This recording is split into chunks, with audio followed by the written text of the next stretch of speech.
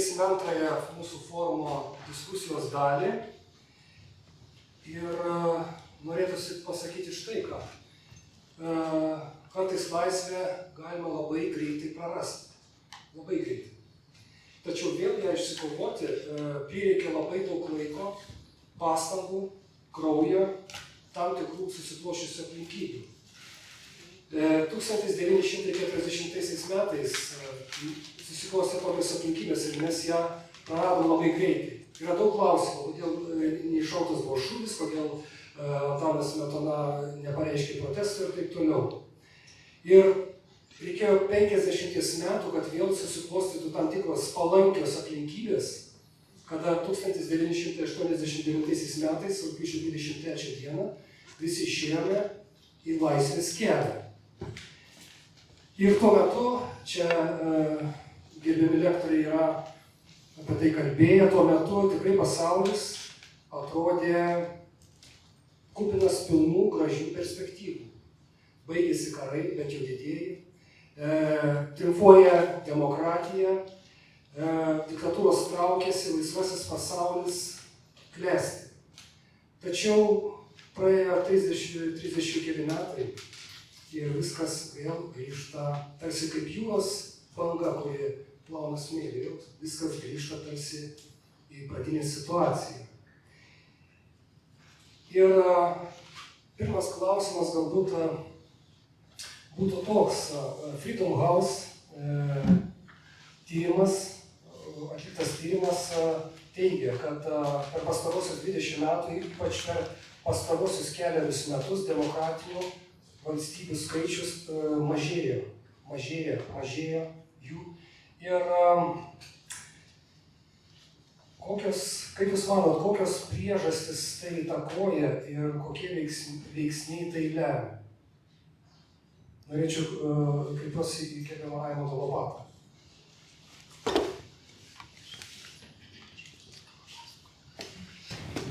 Na, Jūs teisus dėl tų skaičių, ypač tas didžiausias sumažėjimas įvyko tarp 14 ir 22 metų. Gali tai būti susiję ir su tam tikrais formaliais dalykais, turiu minėti, su kriterijais apibrėžiančiais liberalią demokratiją, ne? Ir jeigu, sakant, kažkuris iš tų kriterijų netelpa, apibrėžiant vieną ar kitą valstybę, išmetama iš, kaip sakant, demokratijų būrio. Bet tai nereiškia, kad jinai nėra demokratija.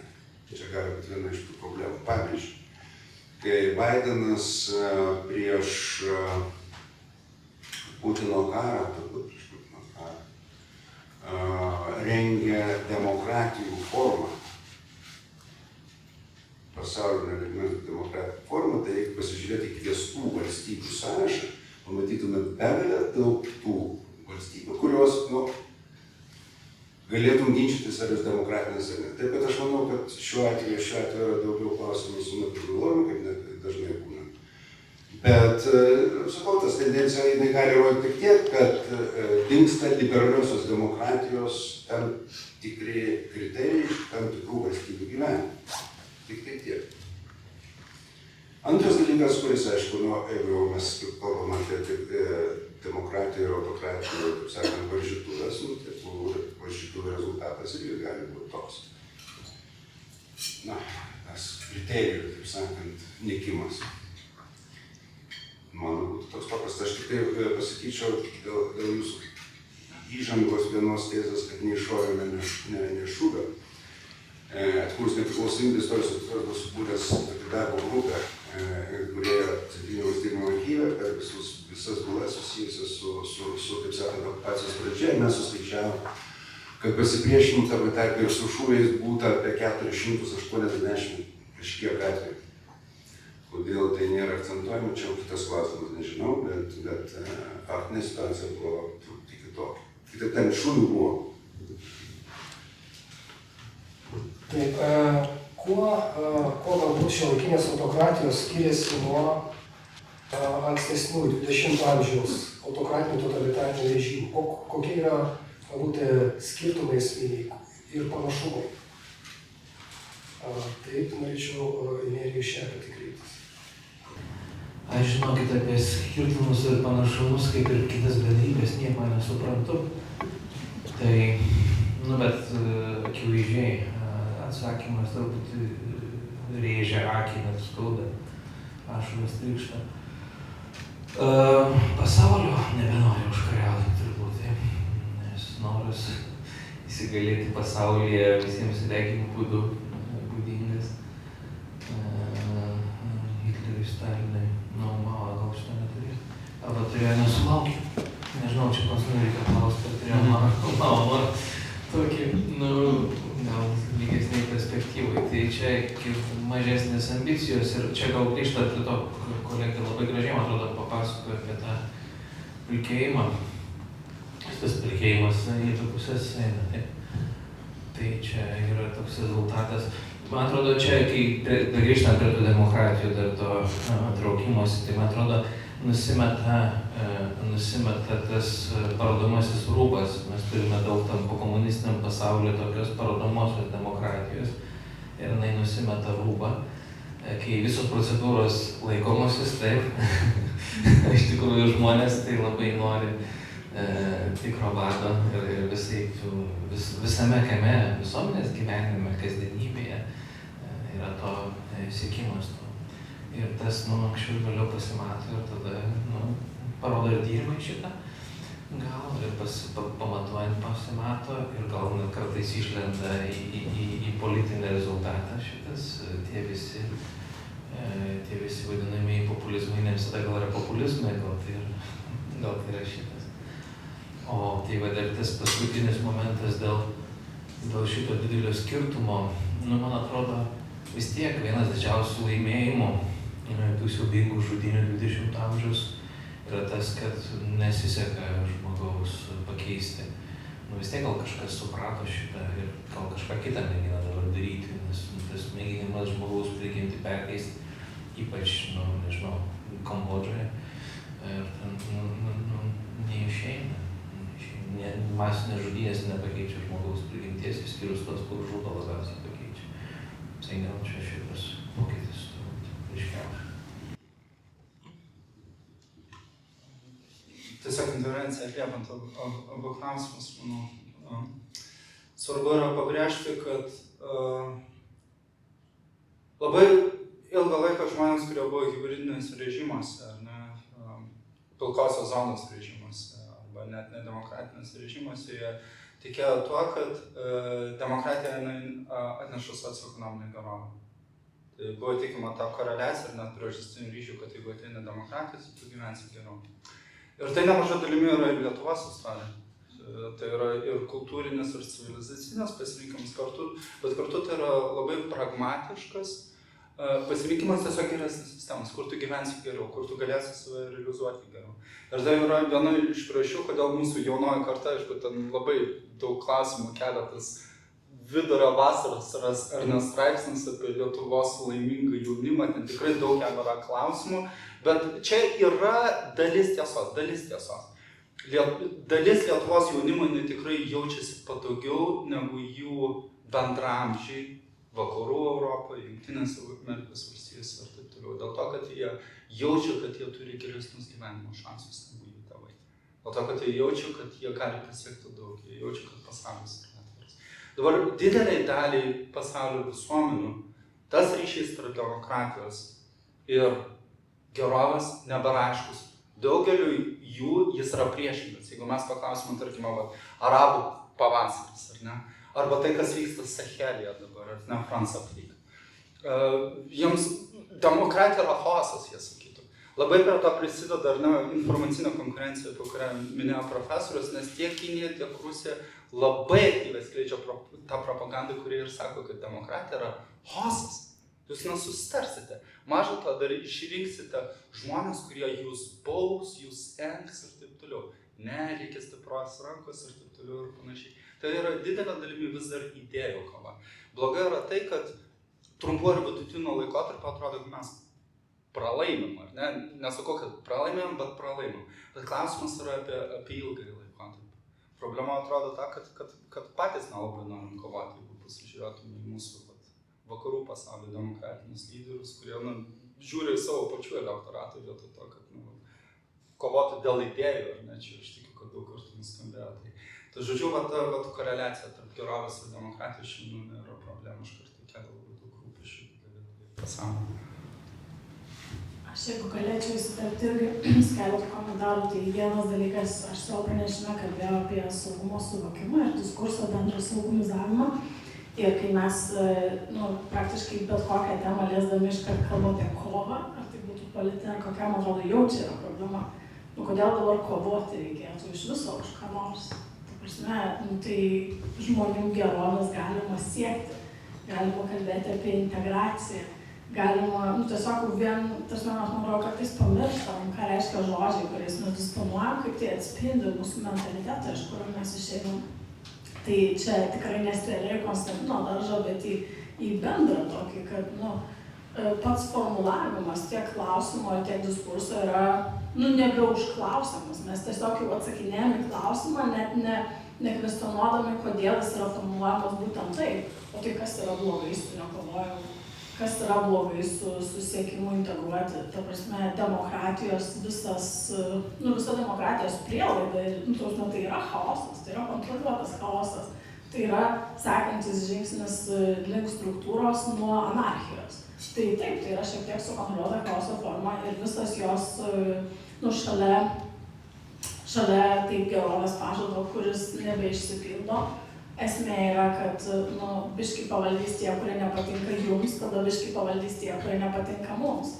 Tai esmė yra, kad visada bus dalis nepatenkintų žmonių, tiesiog turbūt pardavimo lūžio taškas yra, kad jeigu mes turime autokratą, tai tiesiog didžiai daliai nepatiks labai ilgai laiką. Tai turbūt tai yra, kad žmonės motyvuoja, tai yra primiršta. O kitas komentaras, kurį norėjau, tai apie tą demokratijos, autokratijos, pilkumą ir visą kitą. Tai tikrai nėra stokos mokslinių tyrimų šitoje vietoje ir yra toks dešimtmečiais ganėtinai pripažįstamas instrumentas, vadinasi polity scale, tai polity skalė, kur remiantis įvairiais kriterijais ir yra pamatuojama, kur jeigu ten yra ar nulis ar vienetas nebepamatu, tai reiškia visiška autokratija, o 10 nuostabi demokratija. Ir visos valstybės kas metais yra ten kotiruojama remiantis labai kompleksiniu indeksu. Tai turbūt apie tai yra kalbama, kai Donatas užklausia, kodėl slystate demokratijos rodikliai. Tai yra gana objektyviai patikrinamos priežastys.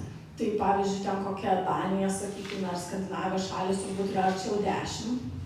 Jungtinės Amerikos valstijos su didžiuliu nusikalstamumu ir didžiulėmis problemomis socialinės nelygybėmis yra turbūt kažkur tarp, nežinau, apie 7, man rodos yra. Tai gal šiek tiek atskleidžia ir apie tą laimingumo, nelaimingumo klausimą, jeigu žmonės elementariai gatveidami jaučiasi nesaugus, kad jos kas nors padurs ar nušaus. Pasaulio lyderiai branduoliniai valstybei, tai turbūt irgi šitą sako apie gyvenimo kokybę. Ukraina, vėlgi siejant su konkrečiais pavyzdžiais, 4 buvo. Tai reiškia, tikrai, jeigu 5 yra daugmaž tokia tarp demokratijos ir autokratijos virsmas, Ukraina į karą jau 4 atėjo. Tai mes irgi susimastykime, kurioje mes pusėje ir mes negalime užsimerkti prieš tos problemas. Nes dabar, kai mes kalbame, ar ne, kad čia tarsi demokratija, tai čia tie gerieji žmonės, o autokratai, tai čia tie, nuo kurių reiktų kovoti, juos įtikinti, dar kažką daryti. Tai Ukraina yra daug arčiau šiaip autokratijos pagal galybę, objektyviai patikrinamų kriterijų. Bet mes juos labai mylim, remiam ir visai kaip norim jiems padėti. Tai gal pamastykim, kas dar yra ten ties to 4, kas ties 3 darosi, tose pačiose vyno valstybėse ir gal truputėlį su tais tada kovojimais ir smerkimais ateis atsargumo. Ir iš savo pusės tada panašu čia kaip su metodologiniu kriteriju. Matote, demokratija, man atrodo, vadinama yra daugybė dalykų, aš sutinku. Viską, kas gera, yra demokratija, viskas, kas man nepatinka, yra autoritarizmas. Taip, iš politinės filosofijos moderniosios pusės demokratija niekada nebuvo toks visraktis visus dalykus atsakymas. Tai paprastai dabartinės valstybės yra mišinys, tokia klijuotė įvairių senų modernių principų. Tai yra ir respublikonizmo principai, ir liberalizmo, ir dar senesni, kai kurios yra konstitucinės monarchijos, monarchizmo turi elementų. Demokratija, trumpai tariant, kaip tautos valdžia, jinai niekada nebuvo tokia šventa karvė, kad viską atsako ir padaro sistemą aiškiai. Atsiprašau, mane pavardė įpareigoja šiek tiek kritiškai apie demokratiją pasisakyti, bet man atrodo, tie indeksai dažnu atveju yra painiojamas, tarkim, laisvės bendras nuosmukis, kai yra ribojama žiniasklaida, ribojamas pagrindinės žmogaus laisvės su demokratijos nuosmukiu. Ir koks yra įdomus dalykas, kad iš tų neva tai autoritarų tikrų ar priskiriamų, nežinau, Erdoganas ar Orbanas, kur čia ta riba, arba Lenkija, buvo viena valdžia, tai autoritarai, kita ne, kad dažnu atveju tie autoritarai save laiko demokratais ir ne propaganda, ne melas, o nuoširdžiai. Tautos valia nori, kad būtų vienas žmogus, o kodėl tai ne demokratija? O čia visi tie ten valdžių padalinimai, teisės viršenybė, čia yra kažkokie priemaišai. Šiaurės Korėjos pavadinimas. Pilna, žinote, kas nors. Tai vienas yra Korėjos liaudies demokratinė respublika. Bet žiūrėkit, koks įdomus skirtumas. Tarkim, iki modernios demokratijos laikais, Liudviko XIV karaliaus sąvoka. Atsimenat, valstybė tai aš, sakė. Toksai karikatūrinis pasakymas. Joks diktatorius taip dabar nebesako, valstybė tai aš. Visi sako, Putinas nesvarbu, aš jūsų tarnas, aš čia kažkokį parlamentą turiu, kur ten paploti. Visi labai daug, kam tą daryti, visą šitą cirką, jie bijo kažko, nuo ko tenais bijo Šiaurės Korėjos lyderis. Ir čia yra, kad ta demokratija yra tapusi tokia, čia visos politinės filosofijos problema, kad visą laiką nuo graikų laikų ieškodavo geriausios santvarkos ir ginčydavosi, kuri čia geriau. Ir visa skalė buvo. Dabar mes jau žinom, yra tokia demokratija ir mums nebereikia nieko mąstyti. Ir tada kažkokie kriterijai sociologiniai, kurie jį pagrindžia. Tai aš noriu pasakyti, kad dažnu atveju nuosmukis yra ne tiek su tuo tautos valdžios principu, kurį ir autoritarai savo labai smagiai pritaiko, o su visai kitais principais. Tarkim, respublikonizmo, kai tu bendruoju gėriu rūpinėsi labiau negu privačių ar dalinių, ar pagrindinėmis liberaliomis vertybėmis, tai pagrindinės laisvės. Jeigu kalbam apie reprezentaciją, aš dabar ateisiu, bet tai čia šiaip yra monarchinis principas, kuris tik adaptuotas. Tai aš tiesiog noriu iš savo daržo pasakyti, kad dažnai mes tą demokratiją vadinam, visi geriečiai yra, kas mums patinka demokratai, o ukrainiečiai geriečiai tai bus demokratai tenais, o ten kokie, nežinau, Indija blogiečiai, nes ten kažkas su Putinu prekiauja ir dėl to nedemokratai. Ir šiek tiek, man atrodo, kartais mes pernelyg tos kategorijos, tam savo pranešime vakarų terminą, tą mėginau pasakyti, jos labai supaprastina tikrovę. Ir problemos kartais gali būti ne su demokratija, o su visai šalutiniais principais. Tai čia iš savo daržo porą tokių pastebėjimų. Ačiū, aš norėčiau vėlgi gintai skaitis. Seniai toksai klausimas kirba galvoje. Galbūt tai liečia migracijos politiką, Europos, Prancūzijos ir prisiminkime Uolebeko romano Pasidavimas. Multikulturalizmas, islamizacija, Europos islamizacija, šitie terminai. Ir yra teigiama, kad kuo daugiau bus migrantų, jie neperima Europos vertybių. Jie nori savo teisų, naudojasi Europos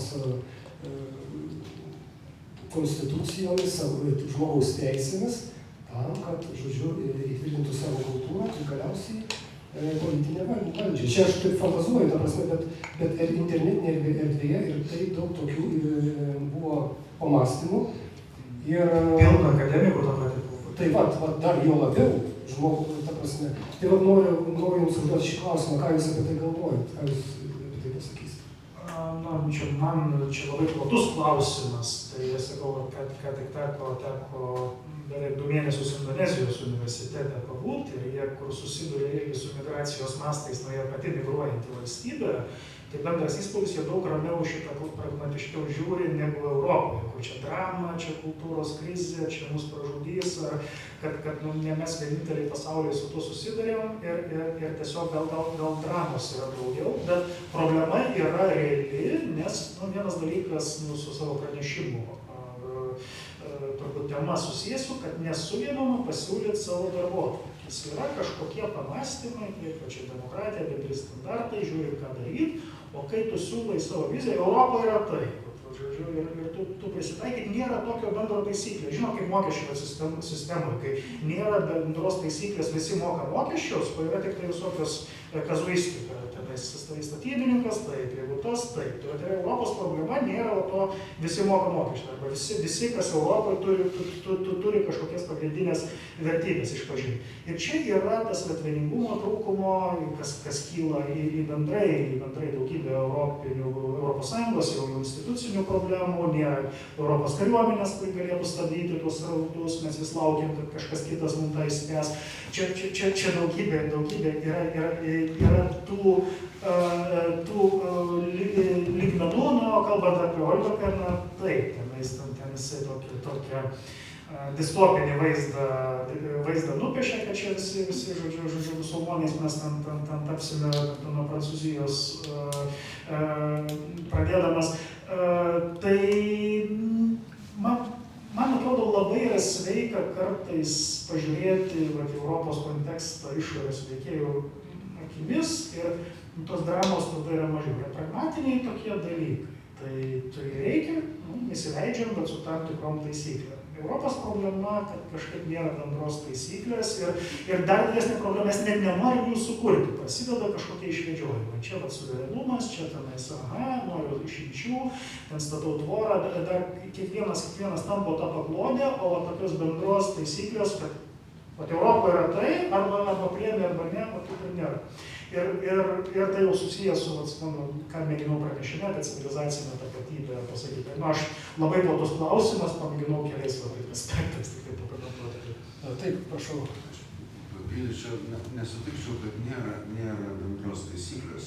Visose Europos Sąjungos valstybėse yra 2 taisyklės liečiančios imigrantus. Tai aiškiausiai pasakė Merkel per tą bangą laikytis mūsų įstatymų. Kalbėti mūsų kalbą. Modifikacijos, o kaip eini per valstybės ir žiūri, kaip tai mechanizmai veikia, tai gali skirtis, bet čia kalba apie trečiųjų šalių migrantus.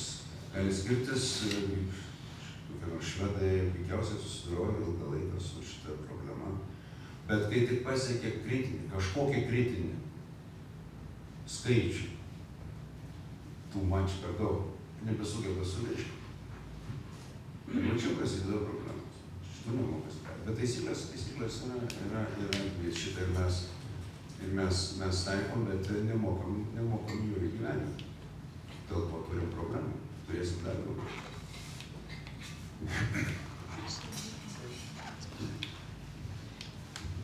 Jeigu kalbam apie migracijos problemą, tai iš tikrųjų gal pridėčiau prie kolegų pasvarstymų, kad bet kokie procesai natūraliai keičia statinį būvį ir ta kaita yra natūralus dalykas. Tai nei Europos tapatybė, nei šalies kažkoks identitetas nėra statiškas dalykas. Tai kai kalba eina apie kritinės mases ir pokyčius inicijuojančius, tai mes galime vėlgi prie tų analogijų pavojaus sugrįžti. Tai kada mes pradedam išgirsti, kad reikia dėti rampas neįgaliems žmonėms arba senyvo amžiaus, kada mes išgirstame, kad tos pačios lyties santuokas gal reikėtų įteisinti pagaliau, kada mes išgirstam, kad ne visai tvarkoje yra su socialinė apsauga, kad vaikams trūksta prieigos prie edukacijos ar ne, kai pakankamai žmonių kelia problemą. Kai atsiranda pakankamai žmonių, kurie pasako, kad yra kažkas ne taip, kad dideliai visiems yra šitaip taisykliai kažkas netelpa. Ir tai nereiškia, kad taisyklė buvo bloga, tai reiškia, kad kaita yra natūrali ir tiesiog laikas peržiūrėti arba likti prie to, arba įvesti pakeitimus, ar ne. Tai reiktų ir susivokti, kad taip pat, Europa kaip konstruktas, jau čia atskiras galime diskusijos nueiti, kad etnonacionalistinė tapatybė tikrai yra labai nesenas konstruktas ir sakykime, tai čia tokių valstybių lygių kalbant, kad vėl grįžtam prie to saugumizavimo ir sugrėsminimo, kad viskas yra grėsmė kažkam. Nėra grėsmės. Ta prasme, žmonės gyveno ir gyvens ir individualiai, sakykime, jeigu į jūsų laiptinę atsikrausto musulmonas, kaip tai veikia jūsų paties religinę praktiką pačios. Jei atsikrausto žmonės, kurie turi 5 vaikus, o kiti neturi vaikų, kaip tai veiks jūsų apsisprendimą? Galbūt jūs nepavėluojate apie kažkokią alternatyvą, pagalvosite, bet, sakykime, priespaudos elementas labai dažnai ir atsiranda būtent, kai yra trūkumas neutralios erdvės, aptarti, ar laikas pokyčių, kaip čia mes visi jaučiame su tuo, kas yra. Visada yra išsigandusi mažuma kažkurioj pusėje, į vieną ar į kitą pusę. Neleiskim nieko, viskas bus blogai, leiskim viską bus anarchija ir bus blogai, ar ne? Tai, labai yra slidus tas pilkas balansas, bet aš vis laik noriu grįžti, kad, mes kai galvojam konkrečiais pavyzdžiais, kai mes konkrečiai įsivaizduojam ne abstrakčius, ten kažkur Europa, ten kažkur migracija. Mes, man atrodo, turim pajėgumą visi tą erdvę ir asmeninę, ir kolektyvinę kultivuoti gana saugą, kad suvoktume, kad tas pokytis nėra toks dramatinis, kaip galėtų pasirodyti. Tai to užsikrėtimo aš paneigsiu faktu, nes kaip 4 vaikų tėvas, iš kur 2 dvynukai, kaiminystė atsikraustė žmonės irgi jiems 2 dvynukai gimė.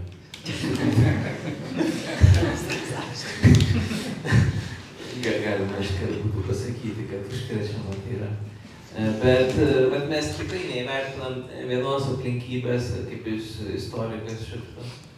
Galiu pasakyti, kad nebuvo logiškas nei bolševikų įsigalėjimas Rusijoje ir užprogramuotas kaip nors, nei nacių įsigalėjimas Vokietijoje. Tai buvo labai marginalinės jėgos be jokios paramos. Kažkokiu būdu įgijo tą paramą ir ten, sakykime, kartais tas kiekybė nebūtinai ką nors reiškia. Gali labai gerai susiorganizuoti ir pasiekti destruktyvių rezultatų. Tai pikta valia kartais duoda didelį efektą. Gera organizacija kartais duoda didelį efektą, kartais išorės poveikis greitas arba lėtas duoda efektą ir visą tai vadinasi atsitiktinumas, tai kontingencijos faktorius. Mes negalim žmonių gyvenime jo eliminuoti, labai daug kas nuo atsitiktinumo priklauso. Vienoje šalyje bus vienaip, kitoje kitaip ir Europos pats kraštovaizdis toks yra, kad ne tai, kad vienoje šalyje, net Lietuvos atrodo toks vienodas dalykas, ne, jis nėra vienodas. Vienur vienaip, kitur kitaip gali susiklostyti tų pačių imigrantų gyvenimas ir vienur jie taps problema, kitur netaps problema ne dėl jų pačių, bet dėl žmonių reakcijos. Juos vaizduoti kartais reaguoja skirtingos erdvėse, kalniečiai taip vienaip reaguoja į atvykėlius. Tai tie dalykai, ir mes dėl to negalim pasitikėti mokslininkais, specialistais, nes jie neįvertina visų kontingencijos veiksnių, kaip viskas daug priklauso nuo atsitiktinumo, ir mes neužbėgsim už akių, vadinasi, tom visom problemom, ir dėl to reikia truputį atsipalaiduoti, ir čia tikrai tas momentas retorikos ir vaizduotės labai svarbus, nuo kalbos pasirinkimo daug priklauso, jeigu mes tikrai kalbėsim to karo režimo sąlygomis, tai mūsų ir reakcijos bus atitinkamos. Jeigu mes būsim labiau atsipūtę, tai gal mes kitaip ir tos žmonės priimsim, pajausim ir jie kitaip gal jausis. Tai tie patys žmonės kitos, sakykime, vaizduotės aplinkos sąlygomis kitaip jaučiasi ir kitaip elgiasi. Man atrodo, čia tas... Mes čia galim teoriškai samproti labai daug ką, bet gyvenimas yra šiek tiek kitoks. Tai reaguojant, be jokios abejonės, kalbantis mokslininkai, bet galvojant apie politinius principus ir politinius veiksmus, kaip visą šitą problemą spręsti, stabdant posovietinę migraciją, bet neužsidaro. Tai yra priimtos rezoliucijos, kurios turėjo valstybinės atitinkamos institucijos vykdyti. pavyzdžiui, užsienio reikalų ministerija pateikti sąrašą tų valstybių, kurios yra artimos mums tokiais požymiais ir skatinti migraciją iš jų pas mus. Ta prasme, skatinimas migracijos, pirkimas tarptautinių darbo agentūrų ir pažymas. Čia mes kalbam apie migracijos turime du dalykus. Vienas dalykas tiesiog jų atsigavimas šiandien, kaip tarpinis, kaip bandymas įsitvirtinti, bet ir ekonominis. Dar vienas dalykas, kur prisiverža, žinai, mūsų verslininkai ir paskui patys klausia, ką daro. Tai, kitaip tariant, aš noriu pasakyti, kad mes principus, mūsų imigracinės politikos principus turim. Ir jie pakankamai, turbūt net kopijavo iš mūsų visuomenės, žiūrėjo, kas čia vyksta ir taip toliau panašiai, viskas ok. Mūsų problema, kad mes nesugebam tų principų įgyvendinti realybėje. Modelis galėtų būti, šiaip mes modelį šiek tiek kopijavom nuo čekų. Čekai puikiai žaidžia dabar dėl ekonominių dalykų, bet ir dėl kitų, su Indonezija, tavo minėta, ir Vietnamu. Puikiai, nėra getų. Pas mus jau getai yra. Taip kad, žinot, vienas yra psichologinis, žiūrėkit, mūsų pirmoji reakcija, kaip mes priėmėm ukrainiečius. Pilni empatijos, ar ne? Kiek laiko praėjo? Ir pažiūrėkit dabar mūsų žmonių reakcijas, ypač Vilniuje tas jaučiasi, nesakau čia viso Lietuvoje, bet Vilniuje yra, labai problematiški dalykai, kurie savo ruožtu didina politinės įtampas. Trumpai, tada klausimas, sakai, ukrainiečius, bet tai čia truputį irgi vaizduotis klausimas, mes kalbam ukrainiečius, bet mes tuo metu, manau, kad ne mes, bet konkrečiai mes Lietuvoje, gal iš politinio korektiškumo, gal karo sąlygų, nenorėjom pasakyti, kad didelė tų žmonių yra, taip sakykime, tiesiai atvirai rusai, taip, kurie iš Ukrainos tiesiog traukėsi, nes, nenori ten tuo metu būti, kai vyksta tokie dalykai, ne vien pabėgti. Ir nenorėjom apie juos kalbėti, taip. Ir va dabar, pamatom, taip, kad mes nenorim rusų, bet mes imam rusus. Kai tu nenori sąžininkai nuo pat pradžių kalbėti visų dalykų, tai tu tada paskui esi priverstas juos pasakyti vėliau ir tada gaunasi kaip su pandemija Kinijai. Reikia vis dėlto, jeigu sakom tiesą, tai manau ir karo sąlygomis reikia sakyti. Tai va tas toksai, dabar Ukraina kariauja ir mes sakysim dalį tiesos, man atrodo, šitas nesuveikia. Tai šitas momentas gal toks yra, kad ne šiaip mes pabėgėlius priėmėm nuo karo. Ne vien. Galiu pasakyti, kokia dar viena priežastis buvo ypač, taip natūraliai susiklostė, bet kas galvojam, manau, iki šiol mes galvojam, kad tai vienas iš sprendimų mūsų pačių demografinės problemos.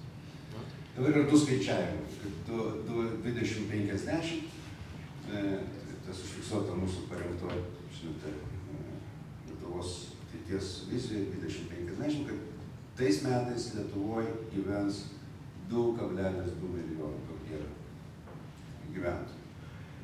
Bet yra ir kitas alternatyvus skaičiavimas, kurie irgi remia kai kurie demografai, ne visi, kad mes galim 2050 sugrįžti prie to lygmens, kokį turėjom nepriklausomybę atkūrus.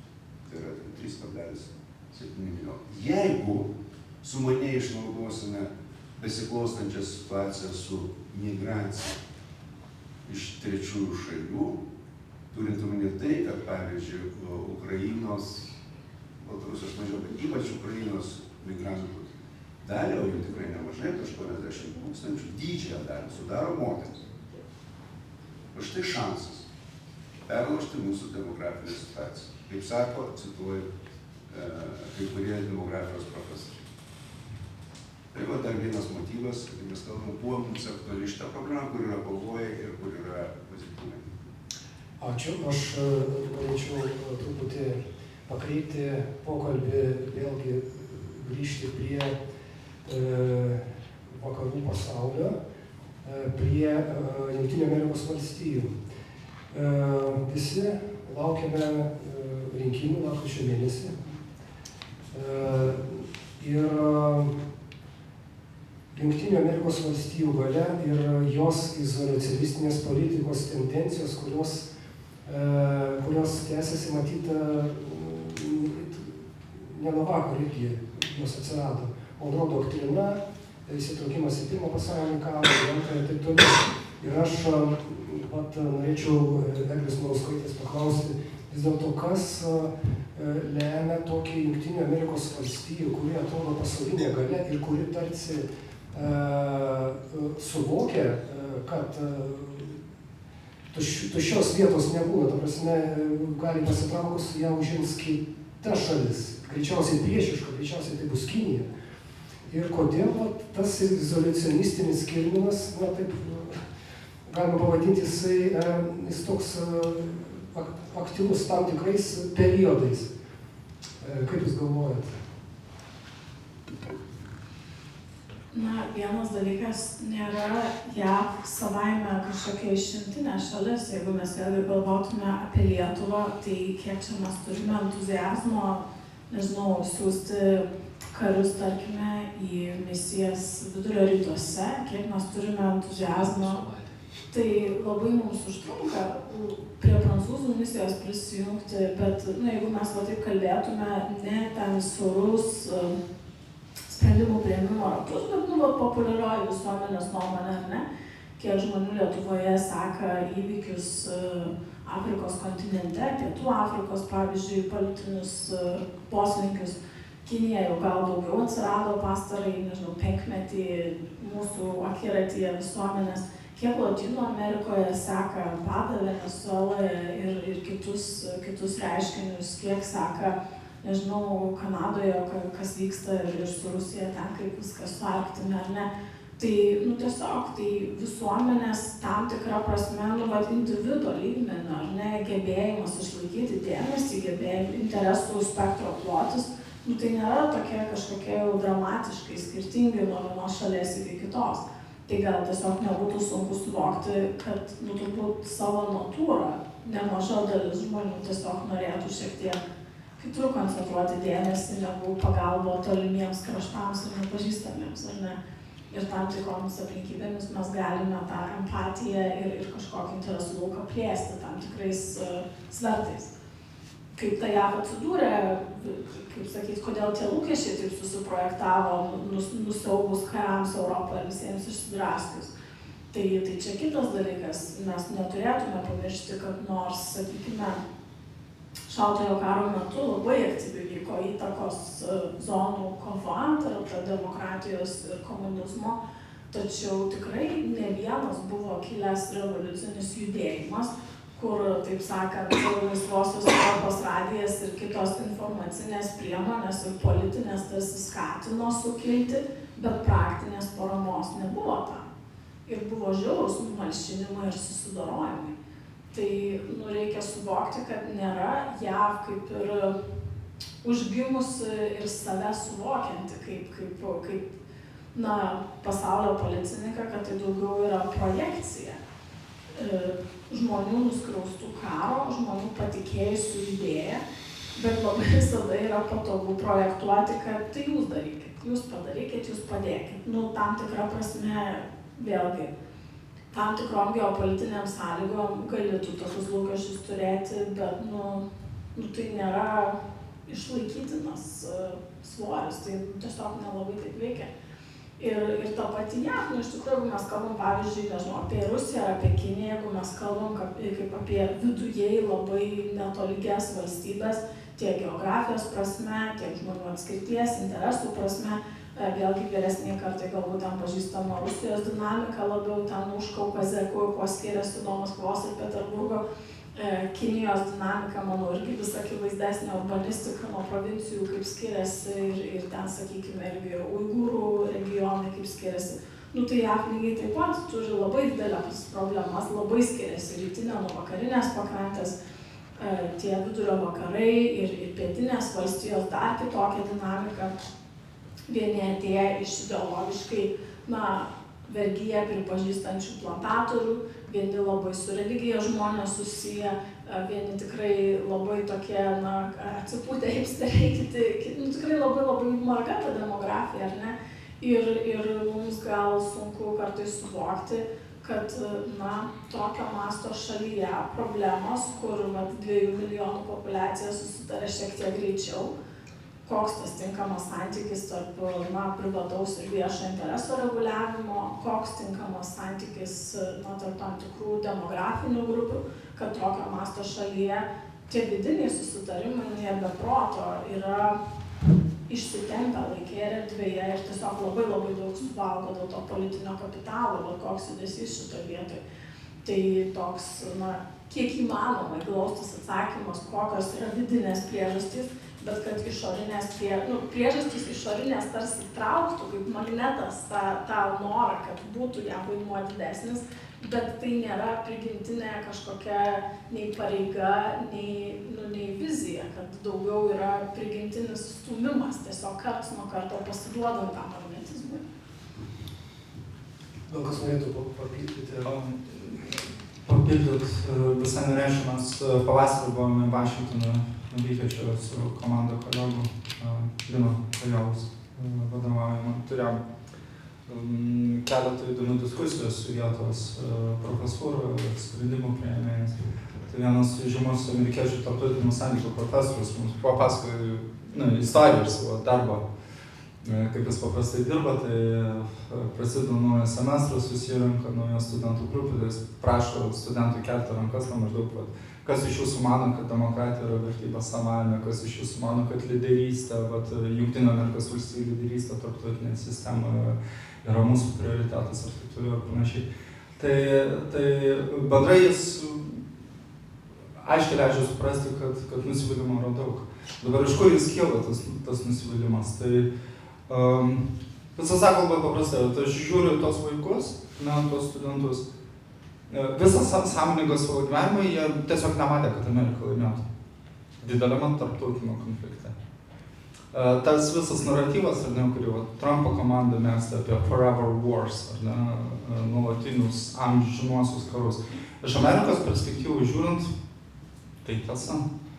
Taip atrodo, kad tai tiesa. Visas 21 amžius yra karai, kurių strateginiai tikslai nebuvo pasiekti. Rezultatas yra tas, kad Amerika yra susilpnėjusi, o konkurentai sustiprėja. Tai yra tas dalykas, apie kurį labai aktyviai žmonės kalbėjo po 9-11, kad tai bus, kad tai yra ėjimas iš esmės šakutė. Arba amerikiečiai sureaguos taip, kaip jie sureagavo, pademonstruodami visišką savo galią ir įklims į pelkę, kaip galų galiai ir įvyko. Tai čia buvo suprantamas sprendimas, bent jau ką amerikiečiai daro, nes tu negalėjai nereaguoti, tai kas vyko. Bet, ką jie padarė po 2 metų, dar nusprendė Iraką. Ir tai buvo klaida, tai buvo labai didelė klaida. Žmonės, kurie dabar mano, kad tai buvo geras dalykas, tai lietuvius aš galiu suprasti, nes tai buvo viena iš priežasčių, kodėl mes NATO nariais tampame. Tai nes reikėjo paremti amerikiečius ten, tai čia viskas gerai iš mūsų nacionalinių interesų perspektyvų žiūrint. Moralės požiūrį žiūrint, tai buvo labai didelė klaida. Ilgalaikių strateginių interesų perspektyvų žiūrint taip pat. Tai iš amerikiečių, vėlgi, požiūrio taško, tų amerikiečių mokesčių mokėtojų, kurie nori gyventi savo gyvenimą, kurie nori išlaikyti tikėjimą amerikietišką svajonę. Tai, ką Amerika daro tarptautinėje arenoje, jiems yra nesuprantama. Nesuprantama, tiesiog jiems yra nesuprantama, kodėl Amerika turi skirti 60 milijardų eiliniam paketui Ukrainai. Jiems nėra aišku. Jis nėra aišku, kad čia yra svarbu, kad čia yra apie ilgalaikius tiklus, kad tai yra apie Rusijos susilpninimą ir taip toliau. Jiems pasvarbiausias dalykas infliacija, kyla kainos, reguliariai važinėja, neleis mums sumeluoti, kad infliacija, kaip jaučiama yra valstijose, tai yra kažkas tokio. Ir taip yra pagrindinis dalykas, į kurį reaguos rinkėjai. Todėl natūralu, kad po tokios virtinės karinių kampanijų, beprecedentiškai brangių, atnešusių labai abejotinus rezultatus. Gerai, ten Al-Qaida sunaikinta praktiškai, mes turime ISIS, bet Al-Qaidas dar geriau. Tai nežinau, kur čia yra upgrade'as, kur jo nėra. Ir didžiuliai ištekliai išeikvoti, didžiulis politinis kapitalas tarptautinė arena išeikvotas. Tai čia dar mes esam proamerikietiški, bet likęs pasaulis, globalūs pietus ir taip toliau ir panašiai. Todėl iš jų perspektyvos, mato Rusijos invazija Ukraina, tai jūsų karas. Tai čia globali šiaurė, pagaliau ir pas jūs karai vyksta. Vat kaip jiems viskas atrodo. Pagaliau ir pas jūs karai vyksta. Va, dabar žinom, kaip mes jaučiamės. Ir nieko jums nepaaiškinsi apie tai, kad tai yra fundamentaliai tarptautinė struktūra ir taisyklės keičiantis karas. Amerikiečiai yra pavargę ir ta prasme aš suprantu tą nuovargį visiškai. Šitą aš tikrai trumpą, vėl aš europietišką gal tam tikrą repliką, kas Amerika vien labdarą užsiminėtų, viskas yra dėl vertybių, tiesiog aš nenoriu, kad taip skambėtų, kad jie pavargė, viską be jokios nieko savo nepasiemantis. Tai kalbi su prancūzų, vokiečių akademikais, tai, sakykime, tos visos vertybės tai ateina su didelė kaina. Tai Amerika turtinga yra dėl to, kad pardavinėja šitos dalykus Europoje ir mes jų nesureguliuojame. Tai jeigu izoliacionizmas būtų dideli nuostoliai ir jiem, o ten, jeigu į XIX amžiaus laikus eiti, tai pakankamai europiečių filosofų ir buvo grupė nepalankiai apie amerikiečius kalbėjusi, bet aš ir neplėtosiu šito dalyko, kurie sakė paprastą dalyką, jokie ten pas juos ne demokratija. Ten jie tiesiog tik reklamuojasi, kad pas juos yra demokratija, pagal kriterijus jie niekaip į tą dalyką netilptų. Ir tai gal šiek tiek marketingo dalykų kartais nereikia painioti galbūt su labai pragmatiniais skaičiavimo interesais. 60 milijonų Ukrainai, man atrodo, iš jų realiai Ukrainai nukeliauja į 10%, tai labai gerai. Tai tiesiog, aš porą tokių, kad neskambėtų, kad čia amerikiečiai tik tai labdarą užsiminėja, nieko ir vargšai kenčia. Kad užsiminėja daugiau gal. Čia porą mikro tokių pjūvių, tai vienas traumų psichologinis, mes šiuolaikinėme pasaulyje, nepamirškim dar popkultūros poveikio, tikrai didelis žmonių nebeskiria to, ką mato medijose, fikcijos nuo tikrovės. Ir filmai, ir pramanyti dalykai vienodai veikia, ir tas katastrofinis vaizdas pralaimėjimo yra nemažiau svarbus už tikrą pralaimėjimą, mes matom ištisai pralaimėjimą. Prasme, iki teroristams užpuolant Ameriką labai daug kinematografinių teroristų užpuldavo. Tai tas nuovargis yra dar ir psichologinis, senesnis. Jau pastebėtas traumų psichologų buvo dar prieš rugsėjo 11, tai jau yra pralaimėjimo. Jau žmonių, kurie baimės jaučia ir grėsmės, o šiaip tai vis tiek absoliuti dauguma žmonių, kurie gyvena Jungtinėse Amerikos valstijose, yra vienaip ar kitaip paligonys imigrantų ir imigrantai visą laiką su savo giminaičiais turėjo tik tai būtinybės santykiai, traukėsi nuo tų visų vargšų giminaičių ir tik iš paskutinės bėdos prispirtas padedi. Per egzaminą įsitraukiau klausimą, Monro doktrinos kažkokios ten socialinės priežastys ar kažkokios atsimenu. Tai sakė dėstytojas, kad blogai atsakiau, bet tai buvo toks tarybinis dėstytojas, sakė, ne taip reikia atsakyti klasiškai. Tai man atrodo, kad yra šitas dar backgroundas svarbus, kad kodėl reikia čia dabar kištis. Prisiminkim, nacionalsocialistinė Vokietija užpuolė Amerikai paskelbė karą. Ir komunizmo, kai grėsmė buvo pajusta, paskui aišku, jinai buvo hiperbolizuota, bet tikrai nebūtų taip kišęs, jeigu nebūtų pajutę gyvai tos komunizmo grėsmės, tai čia yra tas kišimasis iš bėdos. Kai bėdos didelės nėra, tai nesikiša, tai dar iš esmės. Čia tiesiog dėl 60 milijardų paketo, tai buvo labai įdomu, kaip šio sprendimo gynėjai ir propaguotojai Amerikoje, tai jie bandė pateikti tą idėją, žiūrėkit, palaukit, tai čiagi yra mūsų ginklų pramoniai, darbo vietos, tai tas pragmatinis interesas visada yra, tai aš visiškai sutinku su Gintu. Gal čia truputėlį diskusija, bandant apibendrinant šį aspektą. Lyderystė yra našta. Našta, tai nėra lengva, tu pavargsti nuo tokių dalykų. Turi labai didelę atsakomybę, iš tavęs visi visko prašo, iš tavęs visi visko reikalauja. Tu atrodo, turi daug išteklių, bet tau irgi reikia gebėti juos skirstyti, kažkokius nustatyti prioritetus, bet visi iš tavęs prašo, reikalauja, įsivaizduoja, kad jau dalykai yra savaime suprantami ir taip toliau ir panašiai. Pas mus čia mūsų aplinkoje nelabai yra mėgstama pagarbiai ar pozityviai kalbėti apie, tarkime, Trumpą, ar ne, ir jo asmenį, jo elgesį, jo naratyvus, bet jis buvo teisus, kai jis sakė, kad žmonės, kolegos, freeridinant, sąjungininkai vadinamieji, tik taip darant, važiuojate, ar ne, bet nemokate už tą važiavimą, ar ne, ant Amerikos pečių bandote visi išjoti, tai jūs bent jau gynybai tokie, tiek, kiek jūs esate pasižadėję duoti. Ir tai yra tiesa, tokius dalykus irgi galima suprasti. Tai ir galima suprasti, amerikietį, ar ne, kuris, na, galvoja, žiūrėkite, Europa tokia turtinga, ar ne, tokios turtingos šalis atrodo, ar ne. Kažkur čia, kalbant apie technologijos, kitus dalykus, čia bando mums problemas kelti, ar ne, reguliuoti mus, dėl šitų dalykų čia tiesiog patų kare. Tai ir panašiai.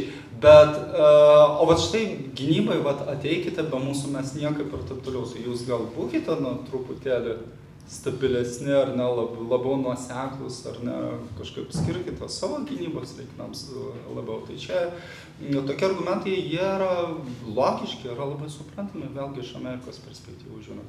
Ir čia toks dar vienas kultūrinis aspektas, apie jį daug kas kalba, ar ne, vat ypač taip, na, gal jis politiškai toks truputėlį jautresnis pačioje Amerikoje, bet jis vis praslysta.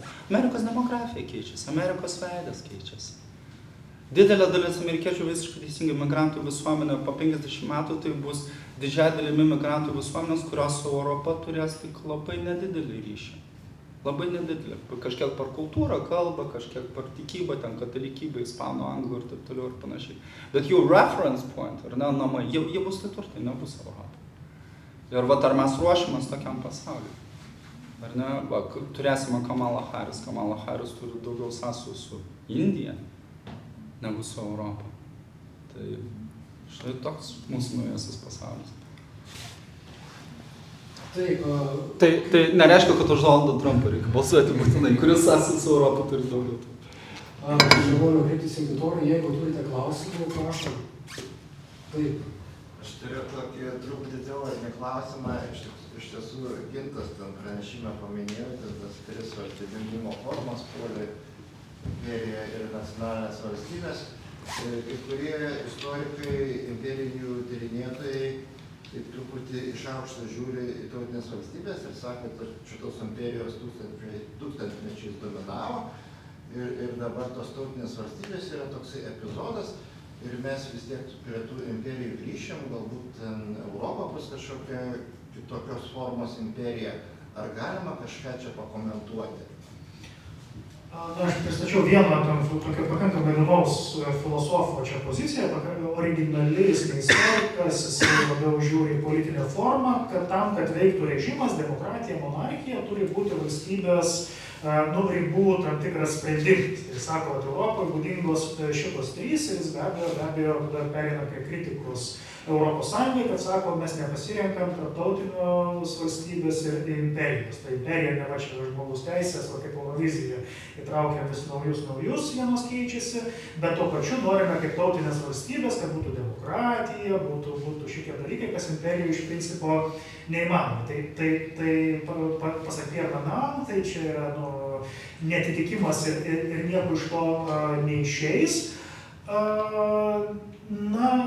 Aš pamėginau šiek tiek istoriškai, idėjų istorijos lygmenyje rekonstruoti kai kurias pozicijas ir Napoleono figūrą iškėliau tokią pusiau provokacinę, pusiau ne.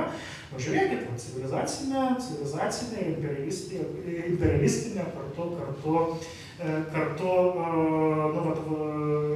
epocha buvo. Tai man atrodo, jūsų klausimas ar grįžimas į imperiją Europoje yra įmanomas, per divizijų skaičių vargu, ar net ir per technologiją, bet per gebėjimą formuoti darbotvarkę, nebūti pereinamų kiemų kitiem. Čia sakė profesorius, mes čia daug popieriukų prikūrėm, kur viską reglamentuoja, bet jų neįgyvendinam. Tai apie europinę tapatybę kalbu, aš ne apie popieriukus, kad dar vieną mes ten konstituciją kažkokią priimsim ir tada jau bus geriau. Kad čia turi būti noras, labai vaizdingai kalbant, tapti tuo švyturiu ant uolos, moralizuoti pasaulį. Dėl to, kad europiečiai gėdijasi ir laukia Amerikos rinkimų, ar bus izoliacionizmas ar nebus, ar ten Kamala mumis pasirūpins ar nepasirūpins. Ir tas laukimas yra žudantis bet kokią europinę dimensiją. Ne atominė bomba, ne kažkoks tenais migrantų srautas, o šitas laukimas, kad kažkas mus išjudintų. Tai mano atsakymas, jum ar įmanoma iš Europos kažkokią imperiją, kažkokią kreivą mėgina daryti sienos visos, sakome, Ukrainą norime įtraukti kitus, tai imperijos požymis, mėginam daugiau suvalgyti, kažkaip pajungti vertybės. Bet problema su tuo, demokratija neveikia imperijos. Tai turi būti fiksuota tauta tam, kad tu galėtum turėti jos valdžią. Ar mes su portugalais, ir ten potencialiai, kas ten dar Eurovizijų dabar Australus įtraukė, dar kažką, aš šaržuoju. Bet ar mes potencialiai su visų pasauliu galėsime jaustis kaip viena bendruomenė, abejočiau.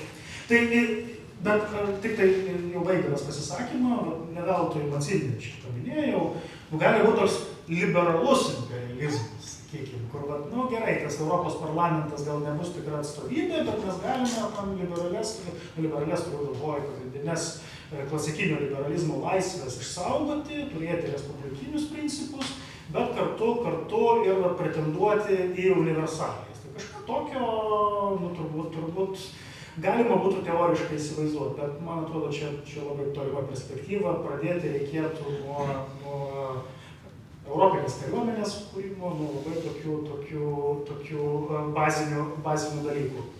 Tai aš vieną juoką pasakysiu, kuris padėtų atsakyti direktoriaus klausimą dėl tautinių valstybių laikinumo.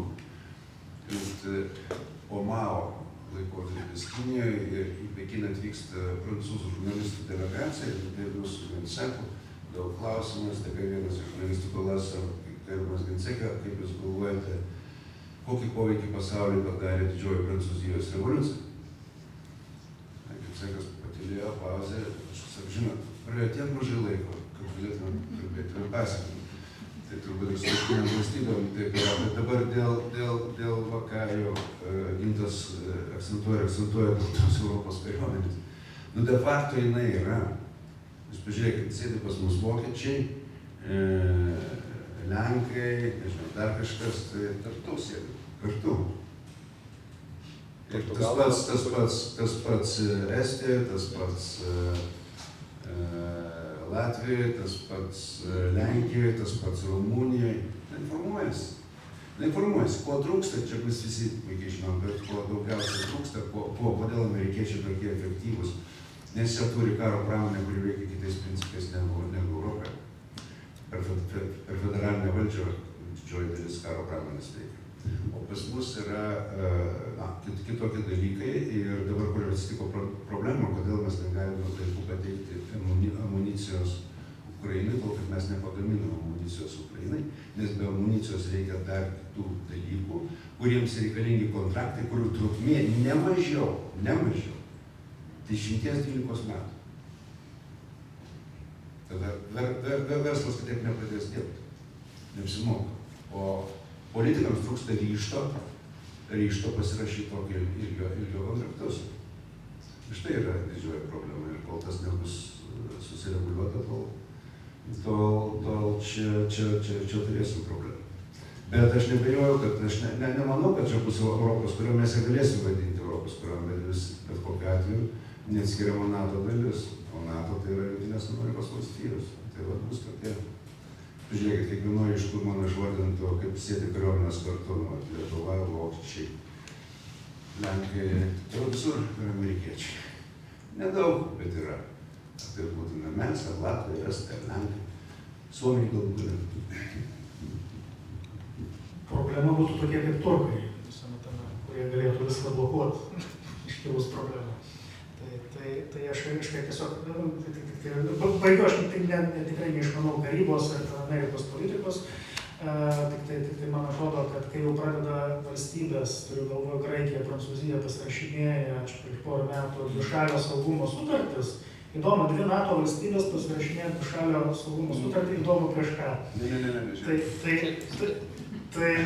Ne, Gitai, čia viskas paaiškina, NATO sutartis nedraudžia alijanso viduje daryti alijansus, ką mes dabar propaguojam, kad mes pasienio, NATO valstybės pasidarom momentinio reagavimo, nelauksim, nes mechanizmas 5 straipsnio veikimo yra ilgas. Mums čia užpuolant, žinai, patys ginsimės, kol lauksim NATO atėjimo ir taip toliau panašiai, 3-6 dienos, mes neturim tiek laiko. Pagal imitaciją, kurią darė Lenkai, labai yra tokia susiformavus dabar stipri imitatorių grupė, buvę generolai, mokslininkų yra, europinė, amerikoninė grupė, jie imitacijas daro. Pavyzdžiui, kiek Lenkija atsilaikys, jeigu rusai pradės pulti. Tai mus praeina per vieną dieną, Lenkai sustabdo po 10 dienų, bet rusai jau prie Varšuvos. Bet atsilaiko nuo Kaliningrado. Palauk. Ko palaukti? Nuplaus Varšuvą. Baigs. Pavyzdžiui, darė su Lietuva darė, tai to imitacijoje viena ir kita pusė priima sprendimus momentaliai. Tai žaidamas mūsų pusėje vienas iš imitatorių atsilaikė 6 dienas, per tas 6 dienas NATO atėjo. Bet norint atsilaikyti 6 dienas, reikia A, B, C, D, E, F, G. Nėra geresnių simuliacijų specialistų, bet tuo matyt negali. Mes čia, kadangi laikas baigėsi, mes atidarėm 3 esminės diskusijas naujas. Tai vienas dalykas, kad mano optimizmas apie atsilaikymą remiantis bent 15-16 metų darbo šitoje srityje yra šiek tiek didesnis. Ir galėčiau, nežinau, atskirą formą organizuoti apie problemiškumą apskritai simuliacijų karinių modelių, nes tikrai labai dažnai būtent tie urbanistinės kontrolės populiacijos faktoriai yra visiškai neįvertinami dėl to, kad nėra kaip juos vertinti. Ir tai yra labai problemiška bet kokiuose modeliuose simuliuoti tą efektyviai. Tai, ta prasme, Ukraina buvo didysis mokymas teatras visiems šitoje srityje. Ir dauguma mokslininkų už tai tokie, kurie derina socialinius, politinius mokslus, antropologiją, kaip aš bandau su kolegomis, tai mes nebuvome tiek nustebę, kad Ukraina atsilaikė, nes yra begalė faktorių, kurie rodo tą atsparumą, ne karinėmis priemonėmis yra šitie dalykai sukalkuliuojami. Tai čia yra tiesiog vėlgi, kaip mes formuluojame tą diskursą, jau labai didelį pavojų kelia ir tai yra problemiška, tai nėra taip blogai. Bet iš kitos pusės, aš daug esu labiau pesimistinė Europos vienybės klausimų ir kariuomenės klausimų, tai čia nėra tai, kad neturėtų NATO pastangų integruoti, yra labai didžiulė problema karinės pramonės nebuvimas, ne tai prasme, kad valios trūksta, o tai prasme, kad tai yra ne vienos šalies rinka, o kad tai yra konkurencija dėl beprotiško dydžio kontraktų. Tai verslui tai gal apsimokėtų, bet tai kas nori sutikti, kad jeigu mums reikia unifikuotos kariuomenės, kad visus tankus gamintų viena valstybė, tai čia tokio dydžio pinigai, kad kitos niekada nesutiks. Tai čia truputėlį kito yra lygio problema, negu kad nesusitarimai ar kažkaip, čia atskira dar diskusija. Ir iš tikrųjų kariuomenės integravimo netgi, pasižiūrėti, NATO parametruose ar jungtinių tautų parametruose, kaip tos kariuomenės veikia, su kokia prielaida ateina, kas yra leistina, kokie yra tikslai, kai mes didžiuojamės Lietuvos aitvarais varančiais siaubą irakiečiams versus skandinavai ir vokiečiai, kur jie didžiuojasi, kai jie jaučiasi, kad jie minimaliai liečia tą bendruomenę ir ta bendruomenė auga ir ten ekonominį klestėjimą kuria moteris ir kaip sakyti, savo rankomis viską daro, o jie taip kiek įmanoma mažiau ten prisiriša. Tai kokio lygio yra mentaliteto skirtumai. Tai jeigu mes iš tokių skirtingų visuomenių einame, jeigu čia kalbam apie kariuomenę, ar ne, va toks miksas ateina, tai kur ten ta vienybė? Tai iš tikrųjų labai yra probleminiai dalykai, bet problema yra ta, kad yra labai daug vektorinių pjūvio taškų. Kodėl taip yra? Yra daug nesutarimo taškų, kiek tai yra ir mes, aišku, visi turim savo nuomonės, tai labai gaila, kad laikas baigėsi mūsų diskusija, tikrai įdomi. Čia moderatorius. Dėl suderinamumo ir panašių. Dėl Ukrainos ir jūsų manymo buvo optimistiškesnė negu kiti. Tai aš nebejoju, nes visi turėjo neįvertino kelių dalykų, ten to pasiruošimo prieš pat karą ir aišku strateginio gylio Ukrainos. Strateginis gylis padėjo jai dešimtmetį. Lietuva to neturi. Todėl aš čia ir aiškinu, kad tie skaičiavimai dėl 6 dienų yra nusukę. Ačiū Dievui. Ir beje, rusai Vilniaus nepaėmė. Iš padaužo, bet jo nepaėmė. O dabar dėl vienas tik faktas liečiantis, man atrodo, jis labai svarbus. Dabar yra Vokietijoje paskelbtas, pavadinkim taip, konkursas į vykimą į Lietuvą. Vienai vietai 10 kandidatų.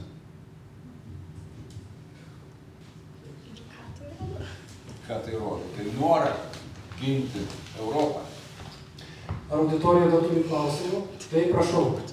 Aš turiu vieną klausimą. Ar nėra taip, kad karinio konflikto atveju demokratijos dažnai pralaimi prieš autokratijas, būtent dėl sprendimų galios, kad tarkim Rusijos atžvilgiu yra tiesioginiai sprendimai, o demokratijos labai užtrunka laiko, kol priima. Ir ar nebūtų sprendimas, nes dabar, kadangi diplomatijos kalba su Rusija yra mirusi ir yra tik tai būdas ją sutriuškinti ir pažeminti, kas tą padarys? Ar nebūtų galbūt laikina autokratija Europai naudinga šiuo metu? Nes aš pats esu šiaip monarchijos fanas, tai tiesiog nesu labai didelis demokratijos ir mėgstu monarchiją. Taip, kam adresuojate klausimą? Visiems daug, kas turi.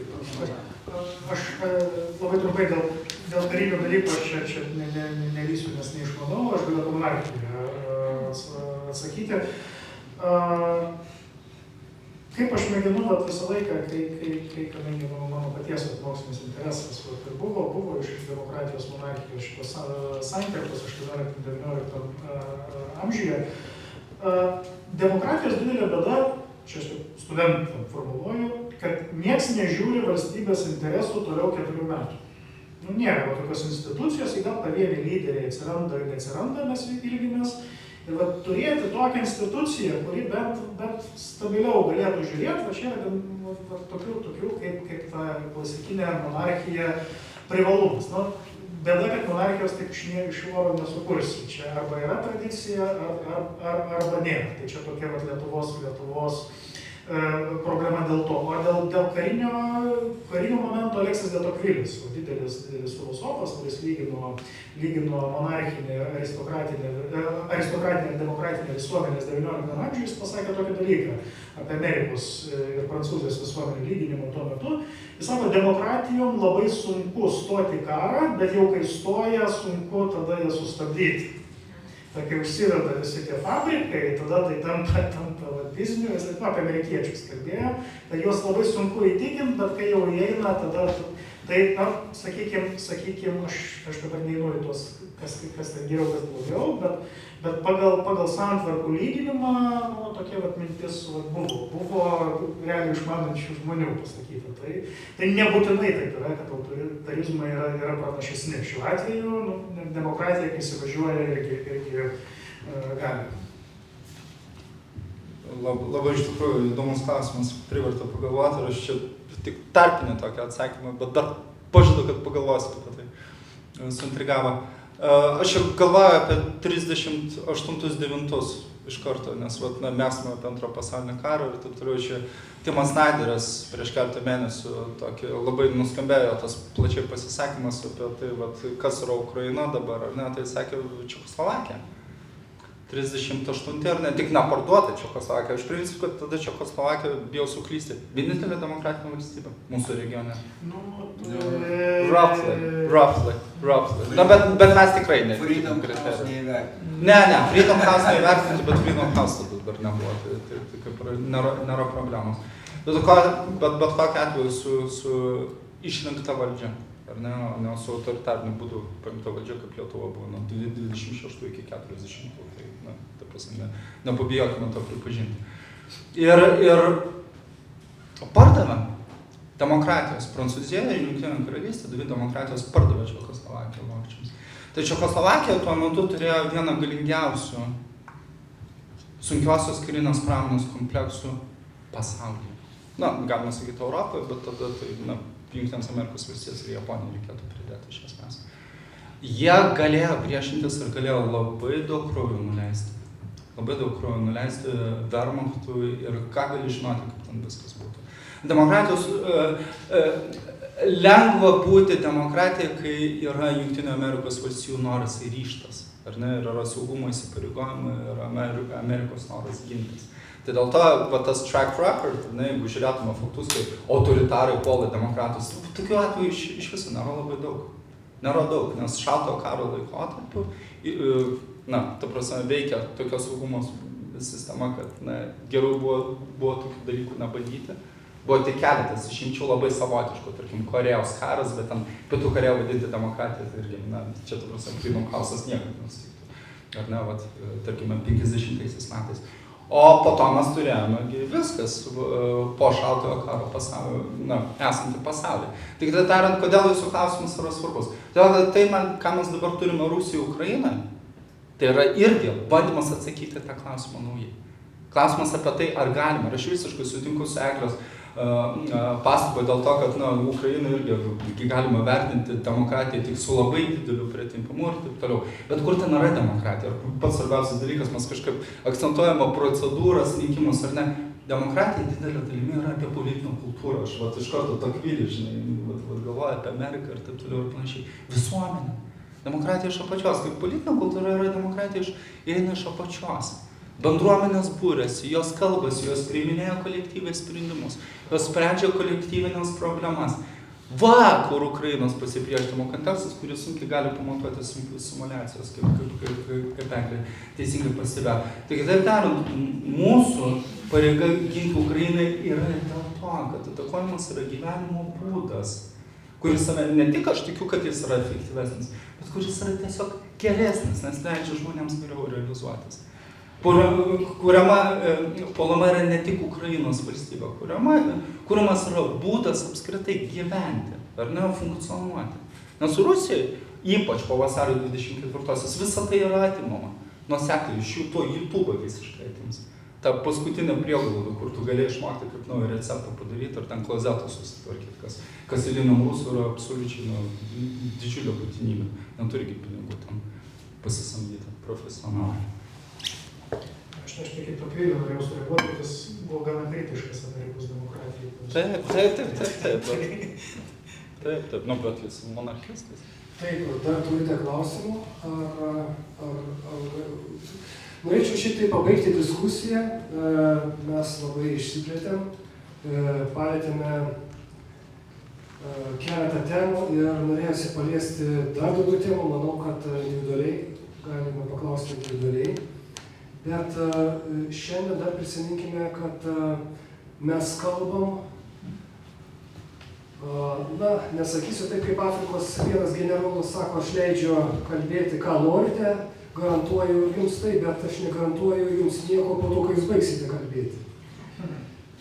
Tai mes gyvename tikrai nuostabiam pasaulyje, nuostabioj šaly ir šiandien kelias į tą nuostabią šalį prasidėjo prieš 35 metus. Ir aš noriu pabaigai paskaityti labai trumpą vieno sąjūdžio dalyvio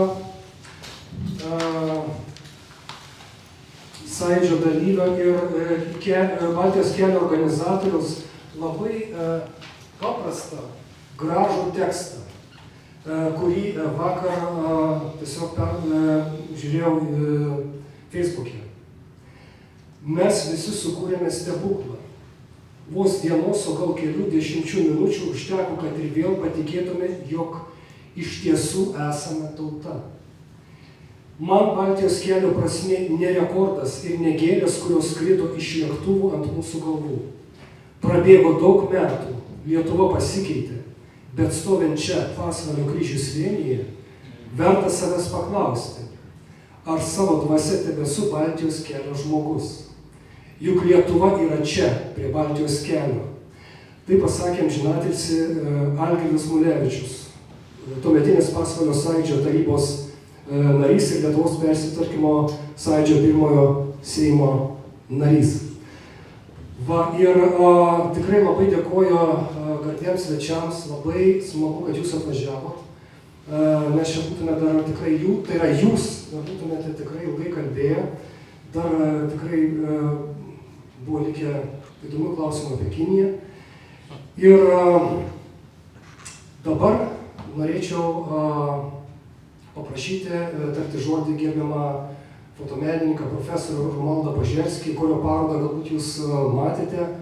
Ir tiesiog pačiam prisiminkite, kaip jūs tuo metu, kaip jums atrodė ši visa Baltijos kelio akcija, ką jūs tuo metu jautėt, kokie buvo jūsų jausmai, kokios buvo mintis.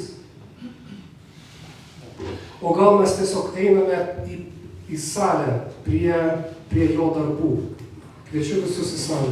Aš labai atsiprašau, aš dar tik tai, žinot, Lietuvoje artėja demokratijos šventė.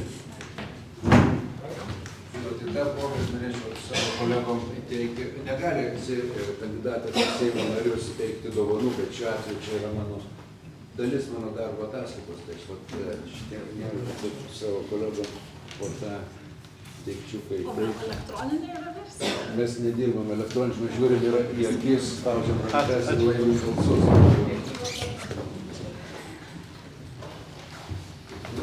Tai labai ačiū. Labai ačiū.